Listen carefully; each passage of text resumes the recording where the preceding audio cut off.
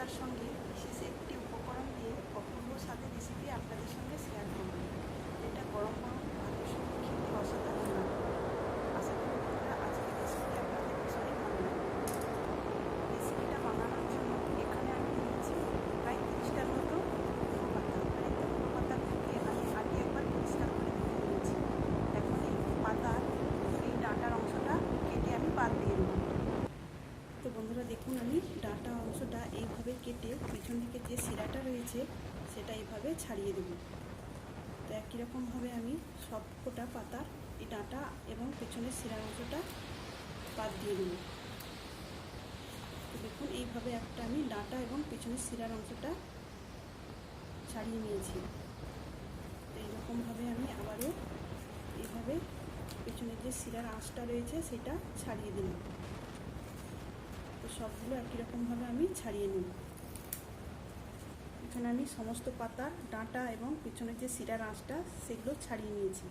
এখন এই পাতাগুলোকে আমি কেটে নেব। তো কেটে নেওয়ার জন্য একসঙ্গে আমি বেশ কিছু পাতা এইভাবে নিয়ে নিয়েছি। নিয়ে এইভাবে করে আমি ছুরির সাহায্যে এইভাবে কেটে নেব। আপনারা চাইলে বটি দিয়েও কেটে নিতে পারেন, তবে এই কাটাটা ছোট বড় হতেই পারে। তো দেখুন বন্ধুরা, আমি এইভাবে পাতা কেটে নিয়েছি। বাকি পাতাগুলো একই রকমভাবে কেটে নেব।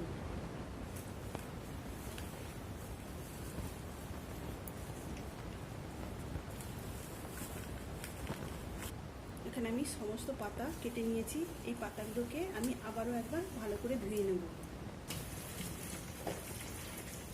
তো এইভাবে আমি পাতাগুলোকে চটকে চটকে ধুয়ে নিলাম। এখানে আমি এই পাতাগুলো আবারও একবার পরিষ্কার করে ধুয়ে নিয়েছি। এখন আমি এই পাতাগুলোকে 5 মিনিটের মতো জলে সেদ্ধ করে নেব। সেদ্ধ করার জন্য এখানে আমি একটা বাটিতে সামান্য জল দিয়েছি। এখন এই পাতাগুলো আমি জলের মধ্যে দিয়ে দিলাম। এখানে দেখুন বন্ধুরা, জলটা ফুটতে শুরু করেছে। আর এইভাবে আমি উল্টে পাল্টে দিয়ে মিনিট 4 আবারও আমি ফুটিয়ে নেব। তো বন্ধুরা দেখুন, এটা খুব সুন্দরভাবে ফুটছে। আমার মনে হচ্ছে না মিনিট 4 আরও ফোটাতে হবে। এখানে আমি মিনিট 3 মতো ফুটিয়ে নিয়েছি। আর সুন্দরভাবে এই পাতাগুলো সেদ্ধ হয়ে গেছে। এখন আমি এটাকে নামিয়ে ঠান্ডা করে নেব। যাতে তাড়াতাড়ি ঠান্ডা হয়ে যায় সেই জন্য এখানে পাতাগুলোকে আমি একটু ছড়িয়ে দেব। এখানে পাতাগুলো খুব সুন্দরভাবে ঠান্ডা হয়ে গেছে। এখন আমি এই পাতা থেকে জলটা এইভাবে নিংড়ে বার করে দেব। পাতাগুলো এইভাবে নিংড়ে জল বার করে দেওয়ার পর এটাকে আমি একটা মিক্সিং জারের মধ্যে দিয়ে দেব।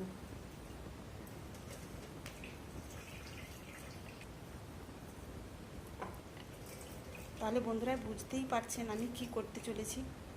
এখন আমি এই পাতাগুলোকে মিক্সিতে বেটে নেব। আপনারা চাইলে শিলপাটাতেও বেটে নিতে পারেন। তো দেখুন বন্ধুরা, আমি পাতাগুলোকে এইভাবে বেটে নিয়েছি। খুব বেশি মিহি করার দরকার নেই। এখন আমি এই পাতা বাটাটা অন্য একটা পাত্রে ঢেলে নেব। আমি কুমড়ো পাতার সঙ্গে বিশেষ একটা উপকরণ দেব বলেছিলাম। এখানে আমি কিছু চিংড়ি মাছ খোসা ছাড়িয়ে পরিষ্কার করে ধুয়ে নিয়েছি আর নুন আর হলুদ মাখিয়ে নিয়েছি। এই চিংড়ি মাছগুলোকে প্রথমে ভালো করে ভেজে নেব। এই চিংড়ি মাছ দিলে এই রেসিপিটা আরও বেশি টেস্টি হবে। চিংড়ি মাছগুলোকে উল্টে পাল্টে খুব সুন্দর করে ভেজে নিতে হবে। তো আমি এই চিংড়ি মাছগুলোকে কড়ার মধ্যে এই খুন্তি দিয়ে কেটে কেটে দেবো। এই চিংড়ি মাছ ভাজার সময় আমি এর মধ্যে দিয়ে দিচ্ছি সামান্য লঙ্কার গুঁড়ো। লঙ্কার গুঁড়ো দেওয়ার পর আমি আবারও ভালো করে নেড়ে চেড়ে চিংড়ি মাছগুলোকে ভেজে নেব। দেখুন বন্ধুরা, এখানে আমি চিংড়ি মাছগুলো ভাজার সময় কুচি কুচি করে এভাবে কেটে নিয়েছি। এখানে চিংড়ি মাছগুলো খুব সুন্দরভাবে ভেজে নিয়েছি। এখন আমি এগুলোকে একটা পাত্রে নামিয়ে নেব। এখন আমি ওই কড়ার মধ্যে দিয়ে দিচ্ছি সরষের তেল। তেলের মধ্যে দিয়ে দিলাম 2টো শুকনো লঙ্কা আর দিয়ে দিচ্ছি 1 চা চামচ কালো জিরা। কালো জিরা আর এই লঙ্কাটা আমি 20 সেকেন্ডের মতো ভেজে নেব। এখানে আমি লঙ্কা দুটোকে তুলে নিলাম। এবার ওর মধ্যে দিয়ে দেবো 6 কোয়া রসুনকে আমি ছোট ছোট কুচি করে কেটে নিয়েছি। আর এখানে আমি নিয়েছি 5টা কাঁচা পাকা লঙ্কা। এটাকে আমি প্রথমে দিয়ে দেব। রসুন আর আমি এই কাঁচা পাকা লঙ্কাটাকে প্রায় মিনিট খানেকের জন্য ভেজে নেব। এইভাবে মিনিট খানেক ভেজে নিলেই রসুন আর কাঁচা লঙ্কার কাঁচা গন্ধটাও চলে যাবে। আমি এর মধ্যে আর গুঁড়ো লঙ্কা ব্যবহার করব না, তাই কাঁচা পাকা লঙ্কার পরিমাণটা একটু বেশি নিয়েছি। আপনারা আপনাদের মতো করে নেবেন।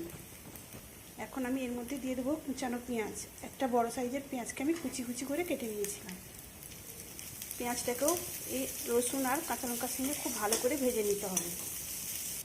এদিকে আমি যে চিংড়ি মাছগুলো ভেজে তুলে রেখেছিলাম, এগুলোকে আমি হাত দিয়ে একটু চটকে নেব। তো দেখুন বন্ধুরা, আমি চিংড়ি মাছটাকে এইভাবে চটকে নিয়েছি। এদিকে পেঁয়াজটাও ভাজা হয়ে এসেছে। তো এখন আমি এর মধ্যে দিয়ে দিচ্ছি বেটে রাখা কুমড়ো পাতা। কুমড়ো পাতাটাকে হাই ফ্লেমে কিছুক্ষণ এইভাবে নাড়াচাড়া করে ভেজে এর মধ্যে যে পরিমাণ জলটা রয়েছে সেটা শুকিয়ে নিতে হবে। প্রায় মিনিট খানেক আমি এইভাবে নেড়ে চেড়ে আমি পাতাটাকে ভেজে নিয়েছি। এখন আমি এর মধ্যে দিয়ে দেবো লবণ। এখানে আমি পরিমাণ মতো লবণ দিয়ে দিলাম। এখন দিচ্ছি খুবই সামান্য হলুদের গুঁড়ো। এখন দিচ্ছি হাফ চা চামচ চিনি। যেহেতু কুমড়ো পাতা একটু তেতো তেতো ভাব থাকে, সেই জন্য আমি চিনিটা দিলাম। এখন সব কিছু আবারও ভালো করে নেড়ে চেড়ে নেব। এখন আমি এর মধ্যে দিয়ে দেবো সেই ম্যাশ করে রাখা চিংড়ি মাছ। চিংড়ি মাছটা দেওয়ার পর আমি আবারও বেশ কিছুক্ষণ সময় ধরে মিডিয়াম আঁচে নেড়ে চেড়ে এটাকে রান্না করে নেব। বন্ধুরা, আজকের রেসিপি আপনাদের ভালো লাগলে অবশ্যই একটা লাইক দেবেন। আর নতুন বন্ধুরা আমার চ্যানেলটিকে সাবস্ক্রাইব করে আমার পাশে থাকবেন। বন্ধুরা, আপনারাও এইভাবে বাড়িতে কুমড়ো শাক বা পাতার সঙ্গে চিংড়ি মাছ দিয়ে এই রেসিপিটা বানিয়ে গরম ভাতের সঙ্গে খাবেন, দেখবেন ভীষণই ভালো লাগবে। আপনারা তো কুমড়ো শাক বিভিন্নভাবে রান্না করেছেন, একবার চিংড়ি মাছ দিয়ে এইভাবে রান্না করে দেখবেন, আর কেমন হয়েছে আমাকে কমেন্টের মাধ্যমে জানাবেন। এখানে দেখুন বন্ধুরা, এটা শুকনো শুকনো হয়ে গেছে আর এর মধ্যে জলা জলো ভাব নেই। এখন রান্নাটা হয়ে গেছে, এটাকে এখন আমি নামিয়ে নেব। এতক্ষণ আমার সাথে থাকার জন্য সকল বন্ধুকে জানাই অসংখ্য ধন্যবাদ। তাহলে বন্ধুরা, আজকের মতো আসি। সবাই ভালো থাকবেন, সুস্থ থাকবেন। ধন্যবাদ।